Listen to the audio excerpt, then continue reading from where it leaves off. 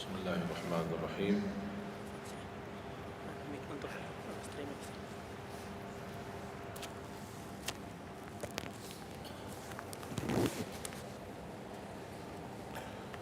السلام عليكم ورحمة الله وبركاته.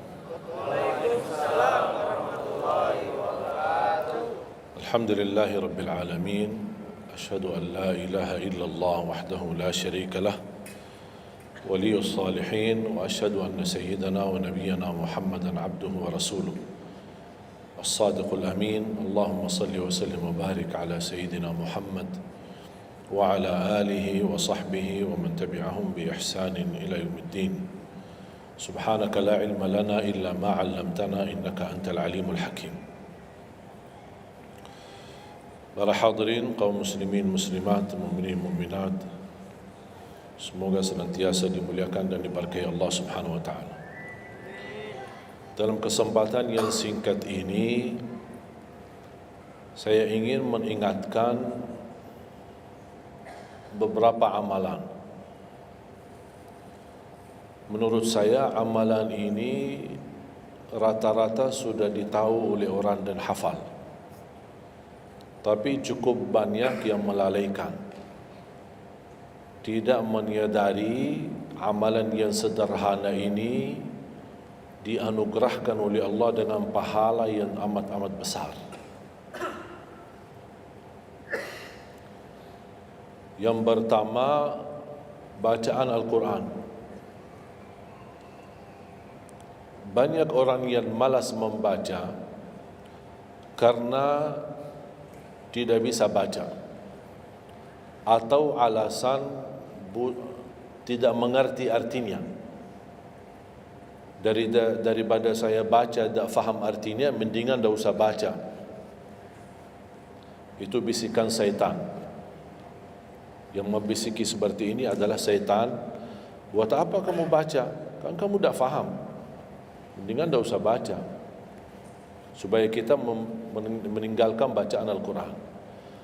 Sedangkan dijanjikan oleh Allah SWT dan juga Rasulullah SAW, setiap satu huruf 10 kebaikan, bukan setiap amal.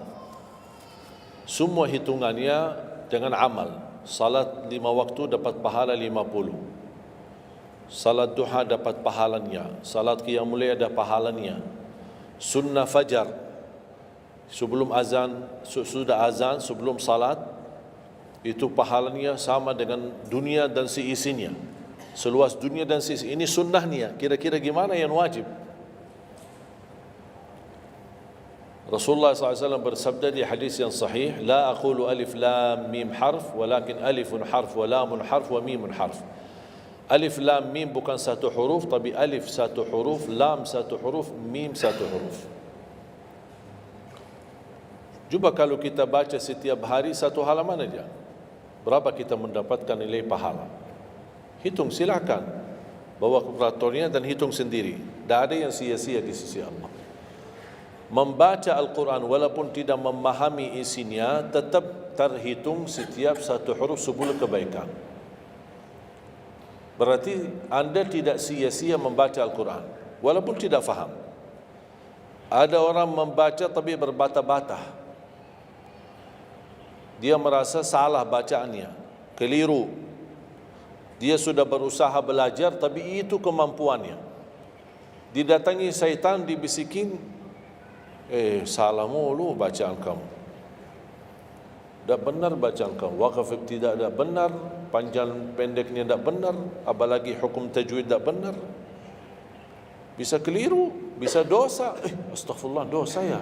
Udah, terima kasih syaitan. Malah dia terima kasih lagi sama syaitan. Dibisikin, didengarin, diterima, langsung dia rubah, tidak baca. Alasannya takut dosa.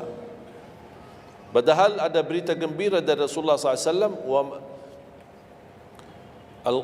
al-mahiru bil-Qur'ani ma'as safaratil kiramil barara. Yang mahir dalam membaca Al-Quran, nanti di hari kiamat dia bersama malaikat safara kiram barara. Terus ya Rasulullah, gimana keadaan yang berbata-bata itu? Gimana? Walladhi yatata'ta'u fi wa huwa alaihi syaq lahu ajran. Barang siapa yang membaca tapi masih berbata-bata dalam bacaannya, bukan dosa, justru 2 pahala. 1, karena dia mau baca Al-Quran. 2, karena ada berbata-bata, kesulitan dalam membaca. Allah menghargai kesulitan, Allah berikan pahala. Berarti tidak ada rugi sama Al-Quran. Semenjak saya mengambil keputusan tidak memegang HP, saya sadari betapa banyak kita rugi berjam-jam, berhari-hari, berminggu-minggu, bahkan bertahun-tahun kita jauh dari Al-Quran. Aku heran ketika mendengar ada orang yang bisa lewat 1 bulan tapi tidak khatam Al-Quran. 1 bulan, 30 hari, berarti minimal setiap hari 1 juz. Dikali 30 hari, 30 juz. Ada orang 1 tahun tidak khatam-khatam. Syukur kalau khatam di bulan suci Ramadan 1 kali. Habis Ramadan dia tutup Al-Quran. Mohon maaf, ketemu lagi di tahun depan pas Ramadan lagi. Ini keadaan kita. Makanya orang berkata, negeri kita bermasalah terus, negeri kita politiknya begini, negeri kita selalu ada ini. Perbuatan tangan kita.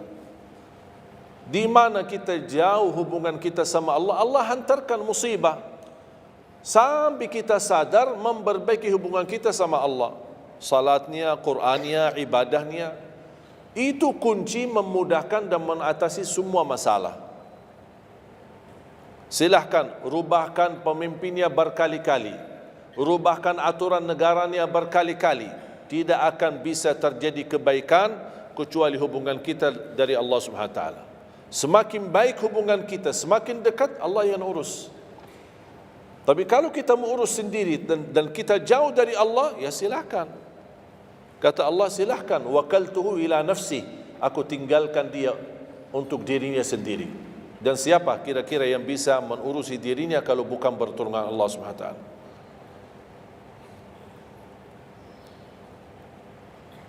Jangankan bisa khatam Al-Quran dalam 30 hari, jangan 1 juz dalam 1 hari, 30 hari bisa dikhatam dalam waktu 10 jam. Saya pernah tes, menghitungkan waktu, bawa alarm, membaca dari subuh sampai zuhur. Tiba waktu zuhur, saya stop alarmnya, saya lanjut lagi habis zuhur. Sampai asar, lanjut lagi habis asar, lanjut sampai maghrib. Berapa saya habis khatam 30 juz? Bagi orang yang lancar bacaannya, tidak berbata-bata, bacaannya lancar, hurufnya jelas, tajwidnya bagus, tidak terlalu cepat, standar, sebagaimana bacaan tadi salat Isya, itu namanya standar, hadar, tapi disempurnakan tajwid, tidak boleh cepat dan tidak boleh terlalu lambat. 10 jam mampu khatam 30 juz. Saya punya teman sekolah di Madinah, dia berhasil khatam 30 juz dalam waktu 7 jam 49 menit. Makanya aku heran kalau ada orang berkata 1 bulan, mana bisa ya? Tahu enggak apa yang membuat masalah kita kenapa tidak bisa khatam Al-Quran? Karena suka lihat halaman belakang. Begitu buka baru mulai Al-Baqarah, Alif Lam Mim Dzalikal, buka terus halamannya. Sambil baca kita buka 600 sekian, kapan habisnya? Hudan lil muttaqin, sadaqallahul azim. Sudah langsung sadaqah karena sudah merasa berat. Dia menghitung halaman belakang sedangkan dia baru aja mulai 1 ayat. Dia langsung sadaqallahul azim. Syaitan tidak mungkin dan tidak senang melihat kita sering membaca Al-Quran. Kalau orang dulu susah baca Al-Quran wajar, karena susah menemukan Quran. Zaman sahabat cari kulit unta untuk tuliskan ayat yang Allah turunkan. Ada potongan ayat di Sayyidina Utsman, ada potongan ayat di Sayyidina Abu Bakar, ada potongan ayat di sana sini. Coba kumpulkan, susah. Makanya semuanya larinya kepada sahabat yang begitu datangnya wahyu, mereka langsung mendengar dari Rasul, langsung bisa hafal. Seperti Sayyidina Ubay bin Ka'ab radhiyallahu an, Zaid bin Thabit radhiyallahu an, Anas bin Malik radhiyallahu an, Uthman bin Affan. Jadi mereka datangin para penghafal Quran. Tidak ada mushaf, tidak ada Quran. Dah ada HP bisa download Al-Quran 30 juz. Gimana? Tapi mereka tidak pernah tinggalkan Al-Quran. Bahkan ada di antara sahabat yang setiap malam tahajudnya khatam 30 juz dalam satu tahajud. Cuba bayangkan, kira-kira alasan kita apa? Quran sudah di mana-mana, dalam segala terjemahan, warna-warni, tajwid, semua ada. Yang bagus, yang besar. Maaf mata saya, ada yang besar, ada segede meja ini, ada. Susah menemukan, alhamdulillah HP bisa sekarang isinya 30 juz, bisa dibawa kemana-mana, tak usah pusing mencari Al-Quran. Semua kemudahan, semestinya kita mampu mengalahkan sahabat Rasul. Karena kita semua fasilitas ada. Apa yang kita mau bilang sama Allah? Ada seorang, mungkin Bapak Ibu pernah nonton di acara Hafiz Indonesia, namanya Kaila, buta. Dia setiap hari, saya tanya, kamu berapa murajaah bacaan Quran setiap hari? 5 sampai 7 juz. Buta, 5 sampai 7 juz. Saya kaget, tak panyakan, kan kasihan kamu. Dan kebetulan kamu sudah punya uzur, kamu dah baca Al-Quran sama sekali, ana yakin Allah maafkan. Buta, dah bisa. Tahu enggak jawabannya apa? Saya malu sama Allah menjadikan buta saya alasan tidak baca Quran. Ini anak usia 7 tahun. Malu sama Allah menjadikan buta, padahal ini ujian. Butanya dari Allah, bukan dari dirinya. Tapi dia malu menjadikan buta itu alasan tidak baca Quran. Bertanya saya, alasan antum apa? Apa alasan? Sibuk. Belum ada waktu. Ya, saya maklum, belum ada waktu. Memang dunia ini bikin stres, makanya tidak ada waktu. Saya nasihatkan mulai hari ini, jangan kasih Al-Quran sisa waktumu. Dalam istilah, kalau ada sisa waktu, insya Allah saya baca Quran. Kalau itu niatnya, dah bakalan. Tapi tolong utamakan Al-Quran dalam sehari-harimu. Minimal mulai harimu baca Quran, tutupi harimu baca Quran. Jangan tunggu sisa waktu. Wallahi Al-Quran keberkahannya luar biasa. Kesumbuhan, petunjuk, keberkahannya menjaminkan ke surga, selamat siksa neraka, selamat dari siksa kubur. Banyak anugerah. Sayang. Kadang-kadang kalau kita mendengar ada seorang da'i atau seorang ustaz, materi-materi bukunya bagus, isinya bagus, kita kejar. Di mana buku itu jual? Kita cari informasi, di mana buku itu jual?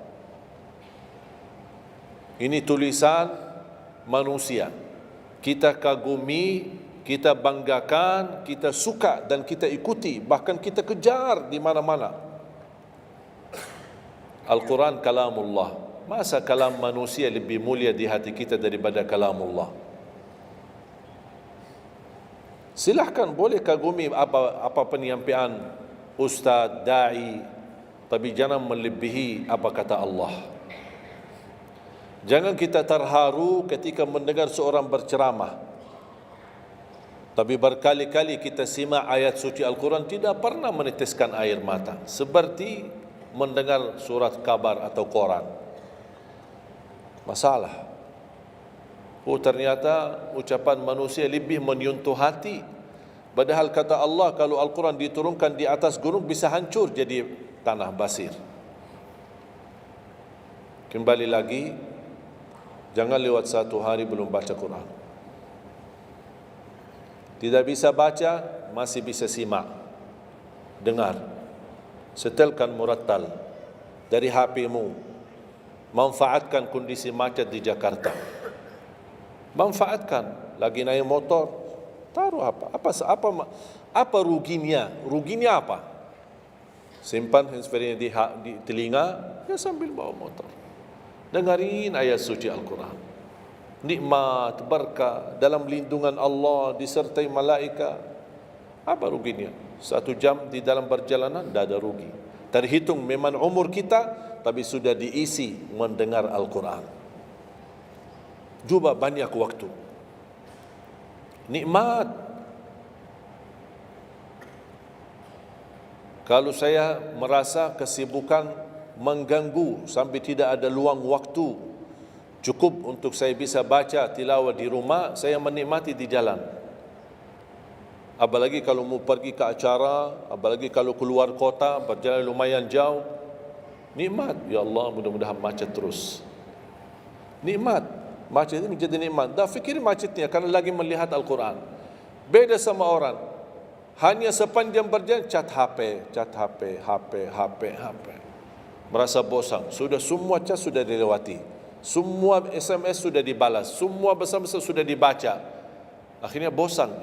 Macet mulu ini Jakarta. Nanti temannya di sebelah, kalau bukan macet, bukan Jakarta loh. Nah, itu. Habis waktu, sia-sia. Padahal Al-Quran ini, kita baca tidak mesti dalam keadaan wudu. Apalagi kita dalam perjalanan, kita naik motor atau naik mobil kita, bisa dengan handphone kita, HP kita. Ada orang terus, gimana saya membawa Al-Quran terus saya tidak berwudu? Kan kamu menyentuh HP, bukan menyentuh Al-Quran. Bersentuhan dengan HP. Jadi saya harap, sekali lagi mohon dengan sangat, kalau boleh terima permohonan saya, tolong tinggikan perhatianmu kepada Al-Quran. Ingin berkah rezeki, berkah umur, sihat wal afiat, bahagia selamat dunia akhirat, tolong perhatikan Al-Quran. Semakin banyak perhatian kamu kepada Al-Quran, semakin banyak perhatian Allah kepadamu. Terserah kamu milih. Mau dapat perhatian dari Allah cuma 1 jam, ya udah 1 jam aja baca Quran. Mau perhatian dari Allah selalu, sudah selalu bersama Al-Quran. Karena ini Al-Quran kalamullah, bukan makhluk, bukan diciptakan, diturunkan. Kalamullah, ucapan Allah Subhanahu wa taala. Masa kita tidak tertarik?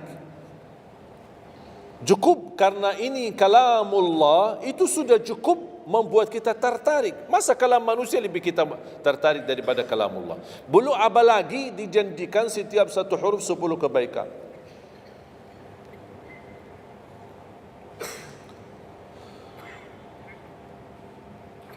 Kira-kira siap? Minimal mulai harimu baca Quran, tutupi harimu baca Quran. Habis bangun, sebelum beraktivitas baca. Baca apa? Bebas. Boleh enggak saya baca sambil khatam tapi saya tidak faham isinya? Boleh. Tetap dapat pahala setiap satu huruf 10 kebaikan.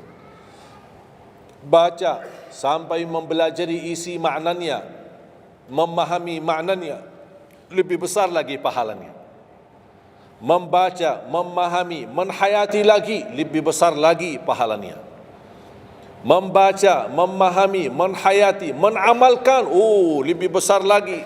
Kalau tidak bisa meraih semua pahala itu, ya paling minimal pahala bacaan. Kalau saya tidak dapat meraih pahala menhayati, pahala memahami, pahala menamalkan, apalagi saya orang awam tidak begitu mengerti apa yang semestinya saya amalkan, la yukallifullahu nafsan illa wus'aha. Amalkan sesuai kemampuan. Ada pelajaran ayat yang dibacakan tadi, kita bisa ambil maknanya, kita mengambil kesimpulannya. Jangan kita menjadi seperti golongan yang datang hari kiamat malah minta tolong diselamatkan oleh Allah dari neraka. Kalau di hari kiamat tidak bisa saling menolong, tidak bisa. Sekarang kita masih bisa saling membantu dan saling menolong. Dan di antaranya menolong diri sendiri. Jangan menunggu di hari kiamat. Jangan kita bisa menolong, tolong menolong. Di hari kiamat orang tua tidak bisa menolong anaknya. Anaknya pun larikan diri daripada orang tua. Tidak ada yang mau kenal. Coba baca akhir surat Abasa. Yauma yafirrul mar'u min akhihi. Di hari itu kakak adik melarikan dirinya dari saudaranya. Wa ummihi wa abi, melarikan diri pada bapaknya dan ibunya. Biasanya kalau kita ketemu orang tua, kita senang bertemu, mohon doanya, apalagi yang orang-orang yang tinggi berbakti baik sama orang tuanya. Kalau di hari kiamat mau sendiri-sendiri. Jangan kita yang melarikan diri sendiri. Para nabi dan rasul semuanya doanya salim salim, ya Allah selamatkan, ya Allah selamatkan. Ini nabi, kira-kira kita gimana? Yauma yafirrul mar'u min akhihi wa ummihi wa abihi wa sahibatihi wa bani. Sampai dari istrinya pun dia melarikan diri. Mohon maaf, sendiri-sendiri. Saya tidak bisa tolong kamu. Jangankan kita sama istri kita atau sama anak-anak kita. Rasulullah sallallahu alaihi wasallam pernah berkata sama Siti Fatimah, anaknya Nabi Muhammad, ittaqillah fa inni wallahi la ughni anki min Allahi syai'a. Hei anakku Fatimah, bertakwalah kepada Allah, karena aku tidak bisa membantu kamu nanti di kemudian hari. Sendiri-sendiri. Salim salim, selamatkan ya Allah. Ini kesempatan. Sebelum kita menjadi na'udzubillah salah alamat daripada ke surga menjadi ke neraka, kita sekarang perbaiki kemana arahan kita, kemana jalan kita. Kita yang milih, tidak ada yang memaksa. Taat, Allah hanya menyuruh kita taat, tapi Allah tidak pernah maksa. Kira-kira kalau tidak salat dapat pukulan? Dapat pukulan? Ada yang memukul kita? Ada yang melemparkan kita dalam batu sampai bata kepala kita? Ada? Tidak ada. Taat, Allah menyuruh taat, tapi Allah tidak pernah maksa. Sama juga syaitan, menyuruh kita dosa maksiat, tapi syaitan tidak pernah maksa kita. Sebagaimana ayat tadi dibacakan, ayat surah Ibrahim ayat 22, syaitan berkata, aku tidak punya kuasa di atas kalian, tapi aku hanya menyuruh kalian terlalu cepat taati. Kata syaitan, terlalu cepat respon, aku hanya menyuruh. Da'autukum fastajabtum li. Makanya sekarang jangan melialahkan, saya tidak bisa bantu kalian dan kalian pun tidak bisa bantu aku. Kita dua-duanya dijerumuskan dalam neraka, na'udzubillah min dzalik. Oleh karena itu, jemaah sekalian, kesempatan, mumpun masih kita umur, masih punya kesehatan, manfaatkan. Karena akan datang satu saat, sekarang bukan masalah umur, masalah sehat. Tiba-tiba bisa sakit, virus di mana-mana. Kemarin saya punya saudara saya baik-baik aja, tidur bangun sakit, sampai matanya, mukanya macam sakit. Tiba-tiba tak bisa berbicara baik-baik, tak bisa baca Al-Quran dengan baik, tak bisa salat dengan baik. Ini kan mengganggu. Makanya Rasul mengingatkan, ketika anda sehat dan masih punya umur, jangan sia-siakan, karena akan datang satu saat anda tidak sehat dan tidak bisa maksimal ibadah. Selama anda masih bisa dan mampu maksimal ibadah, manfaatkan, jangan dirugikan. Akan datang satu saat anda tidak bisa. Saat anda berdiri, manfaatkan salatmu saat berdiri. Besok akan datang satu saat anda tidak bisa berdiri. Bahkan ada orang yang ingin sekali sujud, tapi dia bisa, karena sakit lutut, dia tidak bisa lipatkan kakinya, tidak bisa sujud. Betapa banyak orang yang merugi ketika dia sehat, dia tidak memanfaatkan dan menikmati ibadahnya. Yang kedua, doa azan. Setiap hari kita mendengar azan 5 kali. Sayang sekali banyak yang sibuk dengan handphonenya. Azan ini panggilan Allah.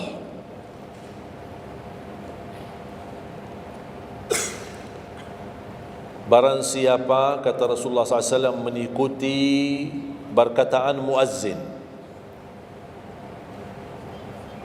Artinya muazzin mengucapkan Allahu Akbar, kita ucap Allahu Akbar. Asyhadu an la ilaha illallah, asyhadu an la ilaha illallah, asyhadu anna Muhammadar Rasulullah, asyhadu anna Muhammadar Rasulullah.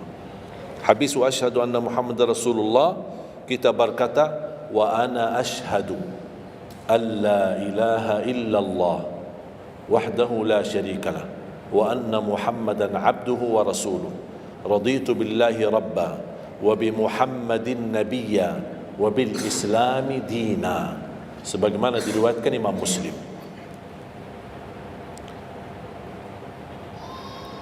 Hayya 'alas salah, kita jawab la haula wala quwwata illa billah. Apa hikmahnya di sini la haula wala quwwata illa billah? Ya Allah, kami tidak punya daya dan kekuatan untuk menghadiri panggilan-Mu kecuali dengan pertolongan-Mu ya Allah. Karena hayya 'alas salah butuh gerak, bergerak, datang. Hayya 'alas salah, panggilan, hey mari salat. Ya Allah, la haula wala quwwata illa billah. Ya Allah, kami tidak punya kemampuan menghadapi godaan dunia, menghadapi hawa nafsunya, menghadapi malas kecuali dengan kekuatan-Mu ya Allah. La haula wala quwwata illa billah. Meraih kemenangan, meraih kemuliaan, hayya 'alal falah. Ya Allah, kami tidak mampu meraih kemuliaan itu kecuali dengan kekuatan dan izin-Mu ya Allah. Allahu Akbar, kita ucapkan Allahu Akbar. La ilaha illallah, kita ucapkan la ilaha illallah. Habis itu apa kata Rasulullah SAW di hadis yang diriwayatkan Imam Bukhari? Thumma salla alayya, selepas itu dia bersalawat kepada Nabi Muhammad. Allahumma salli ala Muhammad wa ala ali Muhammad. Bagi Sayyiduna boleh, tidak bagi Sayyiduna boleh. Selepas itu doa, Allahumma rabb hadhihi ad-da'wati at-tammah was-salati al-qa'imah ati Muhammadan al-wasilata wal-fadilah wab'athhu maqaman mahmudan alladhi wa'adta. Ini ucapan yang saya sampaikan di Sahih Bukhari. Ada riwayat-riwayat yang lain, Allahumma rabb hadhihi ad-da'wati at-tammah was-salati al-qa'imah ati sayyidina Muhammad wasilata wal-fadilata wad-darajata al-'aliyata ar-rafi'ata min al-jannah wab'athhu maqaman mahmudan alladhi wa'adta innaka la tukhliful mi'ad. Innaka la tukhliful mi'ad. Tambahannya diriwayat Imam An-Nasai dan semuanya sahih. Mau milih mana yang anda hafal, mana anda biasakan, silakan. Mau ambil hadis yang diriwayatkan Imam Bukhari boleh, mau ambil yang diriwayat Imam Nasai boleh. Asal jangan sampai begitu dengar azan tidak mengikuti muazzin dan sia-siakan doa itu. Padahal doa sederhana. Siapa yang tidak hafal? Setiap ditayangkan azan di TV selalu dibacakan Allahumma rabb hadhihi ad-da'wati at-tammah was-salatil qa'imah. Saya pernah tanya guru saya, seandainya ketika saya mendengar azan tapi terlalai dengan kesibukan atau telefon mendadak atau apalah urusan, baru saya menyadari ketika muazzin sampai ke hayya 'alas salah, saya belum mengikuti dari awal. Gimana caranya biar saya tidak rugi dalam pahala? Kata guru saya, ulang sendiri dari awal. Allahu Akbar, Allahu Akbar, Allahu Akbar, Allahu Akbar. Asyhadu an la ilaha illallah, asyhadu an la ilaha illallah, asyhadu anna Muhammadar Rasulullah. Sampai mendapat mengikuti muazzin dalam sisa azannya. Begitu selesai baca doa yang saya tadi sampaikan, apa kata Rasulullah? Barang siapa yang mengamalkan ini, faqad hullat lahu syafa'ati yaumal qiyamah, dijamin dapat syafaatku. 5 kali kesempatan tertulis nama kita, jaminan dapat syafaat Nabi Muhammad, tapi kita sia-siakan. Siapa yang tidak mau syafaat Nabi Muhammad? Ini kesempatan. Jangan tunggu hari kiamat baru saya minta, ya Rasulullah tolong syafaatkan. Ini Rasul sudah menawarkan ini sekarang. Mau enggak dapat syafaatku? Ikuti muazzin dan baca doa azan, kemudian dapat syafaatku. Berapa minit? Tak sampai 2 minit. Ikuti muazzin, selesai azan, doa ini tak sampai 2 minit. Allahumma salli ala Muhammad wa ala ali Muhammad. Allahumma rabb hadhihi ad-da'wati at-tammah was-salati al-qa'imah ati Muhammad. Dan sampai akhir. Innaka la tukhliful mi'ad. Berapa lama? 2 minit? 3 minit? Tak apa-apa, 5 minit. Tapi dapat jaminan syafaat Nabi Muhammad. Hanya waktunya cuma 5 minit. Kira-kira siap? Mulai hari ini? Menurut saya, yang saya sampaikan wallahi sederhana, sangat sederhana, tapi butuh perhatian aja, butuh perhatian. Yang ketiga, jangan tinggalkan sunnah qabliyah subuh. Walaupun anda malas menjaga sunnah qabliyah ba'diyah. Kalau anda merasa diri malas, banyak kan ada sunnah qabliyah ba'diyah. Kan ada sunnah qabliyah zuhur, ba'diyah zuhur, ada qabliyah ba'diyah maghrib, ba'diyah isya, qabliyah subuh. Kalau anda merasa malas melaksanakan sunnah-sunnah, minimal jangan tinggalkan sunnah subuh. Pahalanya lebih besar daripada dunia dan seisinya. Walaupun anda telat bangun, sudah kesiangan, tetap wajib ambil air wudu, laksanakan sunnahnya, baru salat subuhnya. Walaupun anda bangun jam 11 siang. Tetap banyak orang karena ketiduran dan terlewat waktunya, dia tidak salat subuh. Terus ini hutang, wajib bayar. Dan tidak bisa besok ganti subuh 2 kali. Tidak ada di dalam agama. Subuh, ya udah, ya Allah, nawaitu salat subuh yang kemarin karena saya ketiduran lillahi ta'ala. Sudah bisa. Apa kata ini? Bukan, mohon maaf, ini bukan kata saya supaya orang jangan ini pendapat baru. Bukan kata saya, tapi kata Rasulullah SAW. Bukan kata Majlis Ulama Indonesia, bukan kata saya, bukan kata siapa-siapa. Kata Rasulullah sallallahu alaihi wasallam di hadis yang sahih, "Man nama an salatin aw nasiyaha falyusalliha mata dzakaraha, la kaffarata laha illa dzalik." Ya Allah, terima kasih ya Rasulullah. Sepertinya Rasul sudah diberitahu umatnya bakal ketiduran banyak dari salat. Makanya sudah diberikan solusi. Seandainya ketiduran, ini juga kata Rasulullah, man nama an salatin, silahkan nanti anda pas pulang buka di Google, biar lihat sanad hadisnya ni. Oh, Syekh Ali kau bawain hadis yang dah benar ni.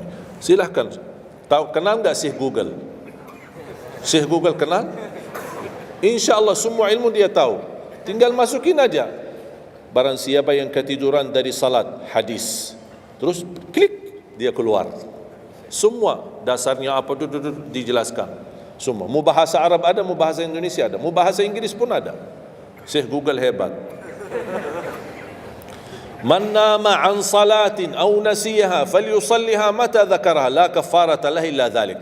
Barang siapa yang ketiduran, coba ketiduran. Tidur menurut ulama dianggap uzur.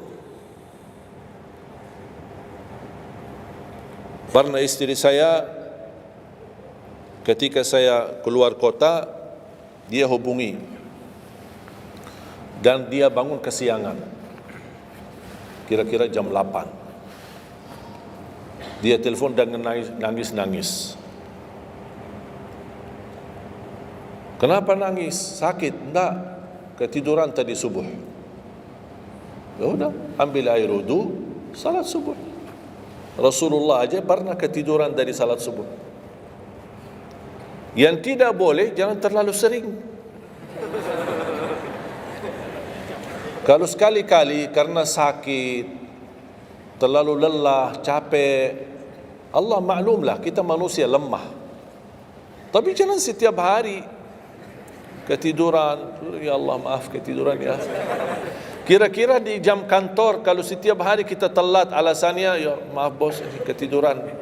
Besok lagi alasan yang sama, maaf ketiduran. Besok lagi alasan yang sama. Kira-kira gimana? Dipecat enggak? Dipecat. Malu kita, sama manusia aja tak berani kita dengan alasan yang sama, kita selalu itu aja. Masa sama Allah kita berani? Sekali-kali boleh uzur. Capek, sakit, sekali-kali, tapi jangan terlalu sering. Ketika kita bangun jam berapapun wajib laksanakan, karena kata Rasulullah tidak ada kafarah yang lain. Tidak ada kata ganti dengan uang atau ganti dengan sedekah atau ganti dengan, tidak bisa. Tunaikan. Falyusalliha, kata Rasulullah, falyusalliha, segerakan salat itu jam berapapun, walaupun kesiangan.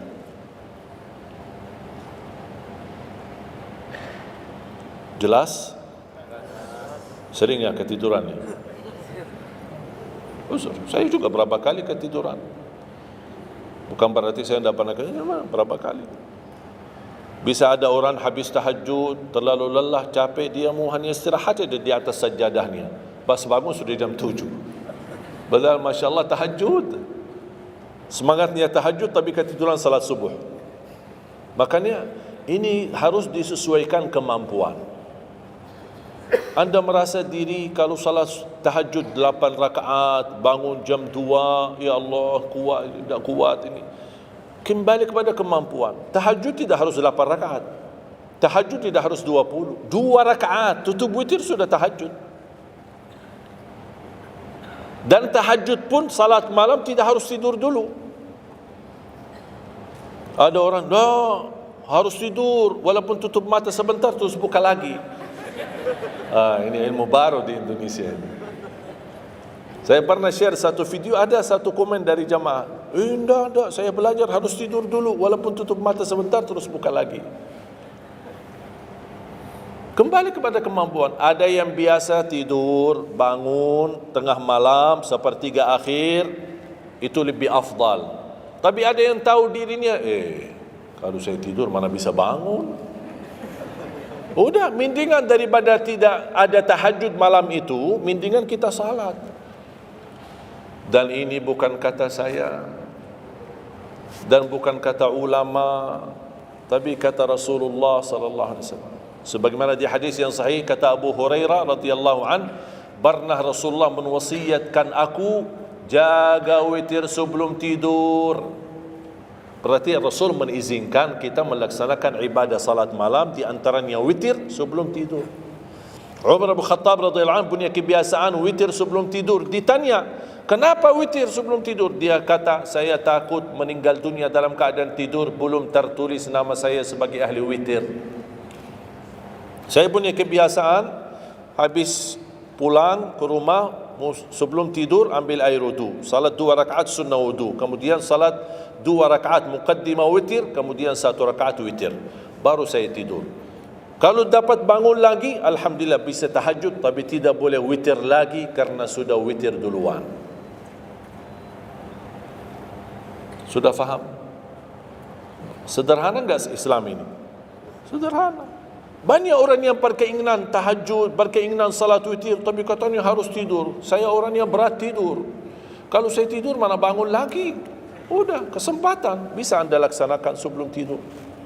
Ada orang yang memang tidurnya aja akhir, jam 12, jam 1 baru dia bisa tidur.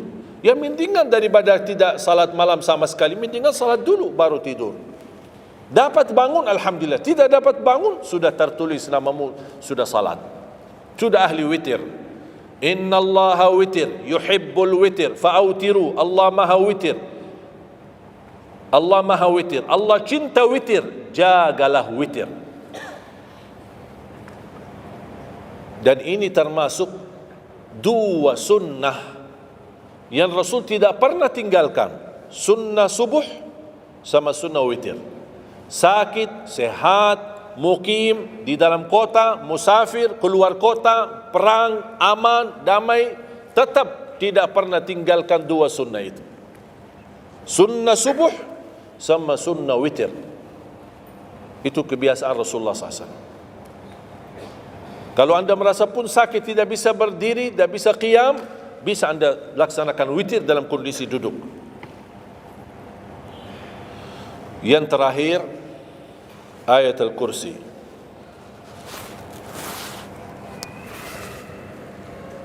Jangan tinggalkan ayat al-kursi lepas salat.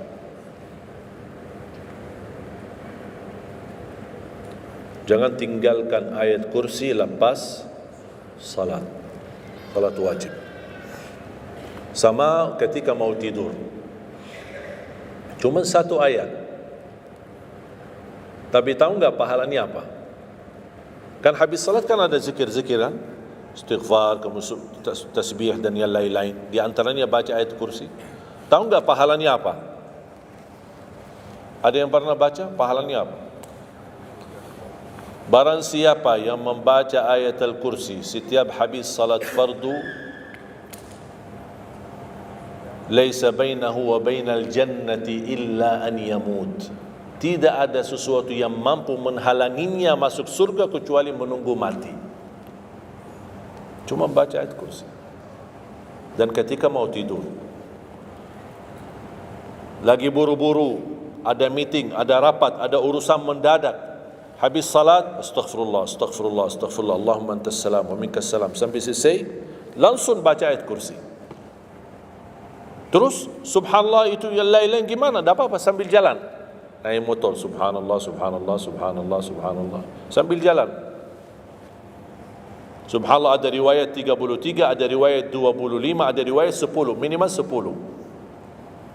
Subhanallah 10 kali, alhamdulillah 10 kali, Allahu Akbar 10 kali. Itu yang paling sederhana. Saya bagikan ini, biasanya kalau saya isi di kementerian atau di pejabat, saya kasih zikir-zikir begitu. Pak, subhanallah cuma 10 kali. Biasanya kita tahu 33. Lah, ini khusus buat pejabat. Yang penting zikir, supaya jangan tinggalkan. Zikir. Banyak orang sibuk, mendadak ada urusan, udah zikir. Subhanallah cuma 10 kali. Subhanallah 10 kali, alhamdulillah 10 kali, Allahu Akbar 10 kali. Itu paling cepat. Subhanallah. Ternyata di dalam agama ada yang juga hemat. Hemat sederhana tapi pahalanya tetap besar. Dan dikuranin. Tidak ada pahala yang hemat. Semuanya pahala sempurna. Semuanya pahala agung. Sempurna dan luar biasa dahsyat balasan Allah Subhanahu wa taala. Makanya jangan disia-siakan. Yang sederhana ini, makanya saya buat buku 20 amalan ringan tapi pahalanya sangat menakjubkan. Karena selama saya di Indonesia, saya sudah tahu prinsip orang Indonesia. Orang Indonesia tidak suka yang ribet-ribet. Yang ribet-ribet tidak suka. Yang susah-susah tidak suka. Orang Indonesia mau mudah yang ingat, mudah dihafal, mudah diamalkan dan masuk surga. Itu orang Indonesia. Ya, jadi yang susah-susah, iya, gimana ini suruh baca 1000 kali? Iya, mana ada waktu 1000 kali? Baca ada sudah 100 kali, udah ngantuk. Saya kasih yang sederhana. Kenapa saya kasih? Karena kemampuan beda-beda. Ada yang tekadnya tinggi, kemampuannya luar biasa dahsyat, bisa ribuan kali dia berzikir, dia silakan. Tidak ada yang melarang kita berzikir, bebas, berapapun. Tapi ada yang malas. Udah. Jadi alhamdulillah di dalam ajaran Islam kita ada malas ya, ini pilihan malas. Makanya saya bikin 20 amalan. Dan ini buku 20 amalan ringan, pahalanya sangat menakjubkan, pahalanya sangat besar walaupun amalannya ringan, mudah, sederhana. Dan buku ini hanya laku di Indonesia, tidak laku di Arab. Karena cocok dengan budaya Indonesia, saya sudah hafal budaya Indonesia. Sama dengan bacaan. Mohon maaf tadi kepanjangan insya. Pas begitu saya ingat merindukan kota Madinah, suasana Madinah. Pas di rakaat yang kedua, ya Allah, ini saya di Indonesia ini. Makanya saya tidak jadi panjang rakaat kedua, biar lebih cepat. Karena memang budaya ini tidak bisa panjang-panjang, lama-lama tidak bisa. Kalau kulhu bisa dibagi 2, terima kasih. Kita lihat tarawih kan salah satu contoh tarawih. Walaupun 23 rakaat jumlahnya banyak, tapi ayatnya pendek. Al-hakum qul al-asr qul huwal humazah qul huwa, itu ya kan. Ini budaya. Kita kan hormati budaya, harus belajar. Walaupun ada sekarang ada beberapa masjid yang panjang, ya kembali kepada kemampuan, tapi tidak boleh saling menyalahkan. Ada orang yang suka, enggak, saya mau yang qul hu qul, ya udah sana. Masih qul hu di sana, masih kita beda. Yang penting kita bisa jaga salat. Dan yang terpenting dalam salat ini adalah yang terjaga kekhusyuan. Bukan masalah jumlahnya, bukan masalah kepanjangannya, tapi kekhusyuan. Tumaknina, karena tumaknina rukun dalam ibadah salat. Sama seperti rukun qiyam, rukun baca al-fatihah. Tumaknina. Apa itu tumaknina? Ketenangan dalam salat. Bacaannya tenang, gerakannya tenang. Bukan kejar-kejaran. Imamnya baru baca Al-Fatihah, sudah amin, imam makmum belum selesaikan ini, terus dikejar imam. Imam Allahu Akbar, sami Allahu bihamdihi, Allahu Akbar, Allahu Akbar, Allahu Akbar. Imam makmum jadi kasihan. Kejar. Dia tidak bisa baca. Makmum, wallahi makmum tidak bisa baca apa-apa. Hanya fokusnya bisa kejar imam. Yang penting jangan sampai tertinggal imam. Yang saya fikirkan, kasihan yang tua-tua, bapak-bapak. Gimana yang bapak-bapak? Kalau yang muda-muda masih bisa kejar imam, terus yang bapak-bapak gimana? Setiap gerakannya batuk 10 kali. Rukuk batuk lagi, sujud batuk lagi. Karena pelan-pelan gerakannya. Saya pernah ada satu kejadian ketika masuk salah satu kampung, kita lewati, saya mampir, samping saya ada bapak lumayan tua, gerakannya juga pelan-pelan. Yang saya kasihan, Imam Allahu Akbar. Saya suka pas ketika takbir. Allah. Bismillahirrahmanirrahim. Alhamdulillahirrahmanirrahim. Astagfirullahaladzim. Saya kaget. Barusan enak, takbirnya enak kok. Bacanya kenapa enggak? Ini pelan-pelan aja. Santai aja, santai. Walaupun baca satu ayat dua enggak, bukan masalah berapa banyak bacaannya. Yang penting kekhusyuan, tumakninah, karena rukun tumakninah. Allahu Akbar, sami Allahu liman hamidah. Saya lihat bapak ini yang sebelah saya. Saya masih bisa kejar imam. Bapak ini enggak kejar-kejar. Imam sudah rukuk, bapak belum rukuk. Begitu imam sami Allahu liman hamidah, bapak enggak jadi rukuk, dia ikut sami Allahu liman hamidah. Astaghfirullahalazim. Bas sujud, kita sudah sujud 2 kali, bapak kan pelan-pelan sambil batuk. Terus dia turun sujud. Pas dalam kondisi sujud, kita sudah berdiri, bapak kan baru dia turun, dia berdiri lagi. Astagfirullahaladzim. Pas di rakaat yang kedua, saya megang tangannya, Pak kita pulang aja deh. Biar bapak salat di rumah. Kasihan bapak tidak bisa salat, tidak bisa rukun, tidak bisa sujud, tidak bisa apa-apa. Makanya tumakninah bukan wajib, bukan sunnah, tapi rukun dalam salat, dan tidak sah. Walaupun salat sunnah, tidak sah salatnya seorang kalau dia tidak membawa tumakninah. Tidak sah. Disyiarkan, disharekan, diviralkan, dia bilang ada 23 rakaat 7 minit. Menurut saya tidak usah panjang lebar dibahas. Tidak sah, sudah selesai. Karena meninggalkan, sama dengan orang salat tapi tidak baca Al-Fatihah. Kira-kira sah tidak? Tidak sah. Gimana kira-kira bacaan Al-Fatihah? Oleh kerana itu jemaah sekalian, mari kita sama-sama, apalagi tidak lama lagi kita menyambut bulan suci Ramadan.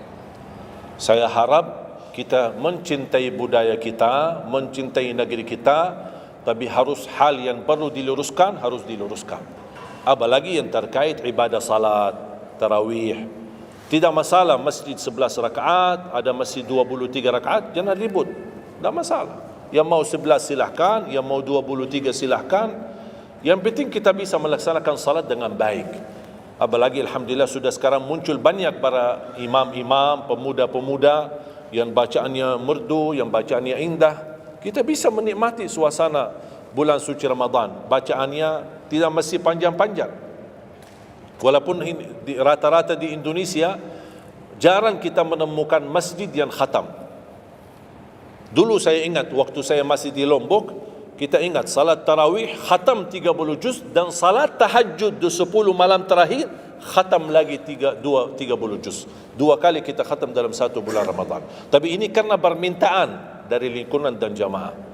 Kalau tidak ada permintaan susah.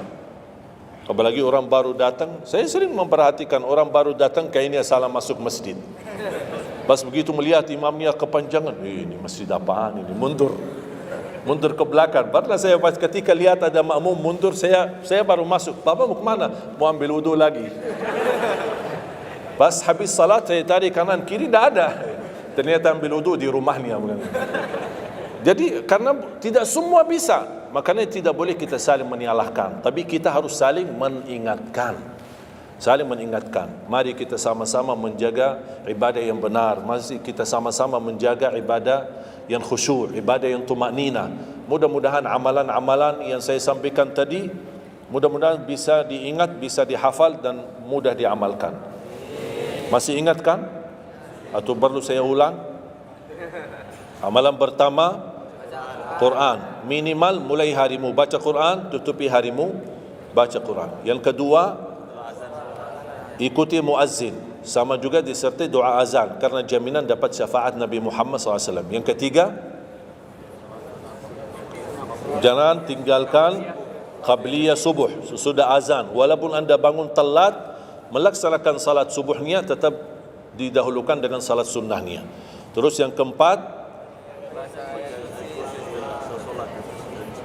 witir, jangan lewat satu malam belum witir, walaupun anda bisa laksanakan witir habis salat sunnah ba'diyah isya atau sebelum tidur anda di rumah bisa laksanakan witirnya. Terus yang keenam, ayat kursi setiap habis salat fardu. Mudah-mudahan insyaAllah amalan ini yang sederhana mudah-mudahan bisa kita jaga, walaupun sederhana tapi saya yakin akan membantu menjadikan banyak perubahan dalam kehidupan kita. Akan bertambah keberkahan, ketenangan, kita akan merasa jauh lebih sejuk, bahkan jauh lebih nikmat untuk kita beribadah. Baru saya ingat satu hal, sedekah. Kalau bisa, sedekah subuh. Pengalaman saya dari semua pelajaran yang saya pelajari, saya menemukan sedekah semua waktu baik. Jumat, waktu majlis ilmu, habis majlis ilmu, semua sedekah itu baik. Tapi saya menemukan sedekah subuh itu yang paling baik, yang paling dahsyat, yang paling cepat terkabul hajat kita. Kenapa sedekah subuh dahsyat? Karena setiap waktu subuh Allah turunkan malaikat, tugasnya cuma satu, mendoakan orang yang berinfak di subuh hari. Tidak usah payah dan susah cari orang miskin subuh hari. Mulai malam ini anda sediakan kotak amal dalam rumahmu, atau anda bisa pinjam seperti kotak amal ini Darut Tauhid ya, ini bisa anda pinjam atau minta sama Darut Tauhid. Anda bisa simpan di rumah. Setiap habis subuh sebelum beraktivitas isi sedekah. Yang lebih dahsyat lagi, sedekah yang disertai doa. Karena wallahi terjamin doamu terkabul dengan wasilah sedekah subuh. Sakit, ya Allah, aku mohon dengan berkat sedekah ini sembuhkan penyakitku. Kalau orang tua yang sakit, doakan orang tua. Ya Allah, dengan berkat sedekah subuh ini sembuhkan orang tua saya. Mencari jodoh, mencari kerjaan, apapun masalah yang anda hadapi, masalah hutang, masalah apapun. Orang tua sudah meninggal, ya Allah, aku mohon dengan berkat sedekah ini titipkan pahala sedekah ini untuk kedua orang tuaku. Apa saja, mau hafal Al-Quran, tapi kalau boleh saya usulkan, satu kali sedekah fokus satu hajat. Jangan sedekahnya koin tapi doanya sampai terbit matahari. Malu sama Allah. Kelamaan doa ni, sambil malaikat tulis doa ni, kelamaan. Banyak sekali doa. Satu kali doa, satu kali hajat, satu kali sedekah. Sesuaikan. Bukan Allah tidak bisa, Allah maha bisa menolong kita. Tapi kita malu, masa kita sedekah begitu saja, tapi kita minta panjang lebar. Ya, tolong disesuaikan. Tapi rutin, wallahi dahsyat. Antum insyaAllah akan merasakan sedekah subuh, subhanallah. Setiap jamaah yang saya sampaikan, termasuk ada keluarga yang sudah lama menikah, tidak punya keturunan, saya memberikan amalan ini. Suami istri masing-masing mengamalkan, isi sedekahnya, ya Allah, aku mohon dengan berkat sedekah ini karunialah kepada kami keturunan. 17 tahun mereka tidak punya keturunan. Alhamdulillah 6 bulan kemudian saya dapat berita gembira dari mereka, kabar baik, alhamdulillah istrinya positif hamil. Sedekah subuh luar biasa dahsyatnya. Sedikit tapi rutin sampai insyaAllah kita dipanggil oleh Allah, mudah-mudahan dalam keadaan husnul khatimah. Allahumma ighfir lana wa liwalidina wa li jami'il muslimina wal muslimat wal mu'minina wal mu'minat al ahya'i minhum wal amwat. Allahumma ya Allah, jadikan pertemuan ini membawa barakah bagi kami, jadikan sisa umur kami lebih baik daripada yang sudah lalu, jadikan segala perjuangan kami, sedekah kami, infak kami, amalan salih kami menjadi pahala besar di sisi-Mu ya Allah, menjadikan membawa syafaat bagi kami di hadapan-Mu hari kiamat. Akhiri hayat kami dengan husnul khatimah. Ampuni dosa kami, ampuni kedua orang tua kami. Ya Allah, aku mohon untuk semua jemaah yang hadir, selepas majlis ini masing-masing pulang sudah diampuni segala dosanya, disucikan hatinya, dibersihkan jiwanya, diselamatkan setiap langkah-langkahnya. Jadikan kami semua penghafal Al-Quran, berakhlak akhlakul Quran, menjadi ahlul Quran, pencinta Al-Quran, dan di hari kiamat mendapatkan syafaatnya Al-Quran. Birahmatika ya arhamar rahimin. Rabbana atina fid dunya hasanah wa fil akhirati hasanah wa qina adzaban nar. Wa sallallahu ala sayyidina nabiyina Muhammad wa ala alihi wa sahbihi baraka wasallam. Walhamdulillahi rabbil alamin. Akhirul kalam, subhanakallahumma bihamdika asyhadu an la ilaha illa anta astaghfiruka wa atubu ilaik. Wassalamualaikum warahmatullahi wabarakatuh.